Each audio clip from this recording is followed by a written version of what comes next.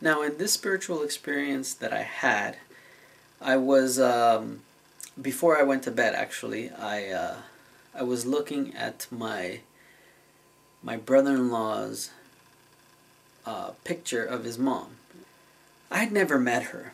Just looking at the picture, and I was saying, "Thank you, for having such a wonderful. He's a very good guy. Thank you for him being born and meeting my sister, because he's a very nice guy." So I just wanted to say that. Now, I put the picture down and I ended up going to bed. I was lying down and then, I started, dozing off, falling asleep. But here's where it kind of takes a turn for the extraordinary, I guess. I was able to see my room, my entire room. I don't know if I was having an out-of-body experience or I was stuck in my body and I was able to see everything. But the thing is that I could see my entire room. I could see my physical body on the bed. And all of a sudden, I could feel two presences in my room. One was known and one was unknown. I was here in my body, my physical body, and all of a sudden I could hear the unknown presence say, "Is that him?" And then all of a sudden I hear the other presence, the known presence, which was my grandmother. And I could hear her say, "Yes, that is him." And then all of a sudden I felt the unknown presence come over to me. She says to me, "Tell my son that everything is okay. That not to cry for me anymore." The unknown spirit was my brother-in-law's mother. Yeah. And the thing is that one presence is a lot to handle.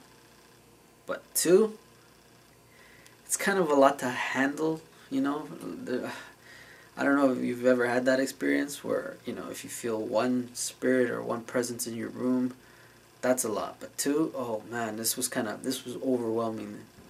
It was it was scary, but not scary, because the thing is that the presence was known to me, which was my grandmother. And then all of a sudden I could hear my brother-in-law's mother saying, as she was saying, "Tell him not to cry for me, tell him I'm okay, everything's okay." And I was getting agitated. I was getting restless because, like I said, this was a lot to handle. And then I could hear my grandmother's voice say in Spanish, it's time for us to leave. My brother-in-law's mother, my brother-in-law's mom, she didn't want to leave. She had more things to tell me to tell her son. And I'm thinking, I was getting really, really, really agitated because, like I said, it's a lot. And then I heard my grandmother's voice say, "There'll be other times, but we gotta go." So then all of a sudden I felt both presences leave my room. And then I just jumped out of my bed. And I was just like, oh my goodness. I was like, wow. That was just totally, I was freaked out. Just when I woke up, in that instance, I heard the keys rattling. From a distance I could hear the keys rattling. And it was my brother-in-law. He was coming home from work. And I'm thinking to myself, do I or don't I? Should I tell him or shouldn't I tell him? Because the thing is that my mother, my father, my sister, they're all aware of my spiritual experiences. Now my brother-in-law, I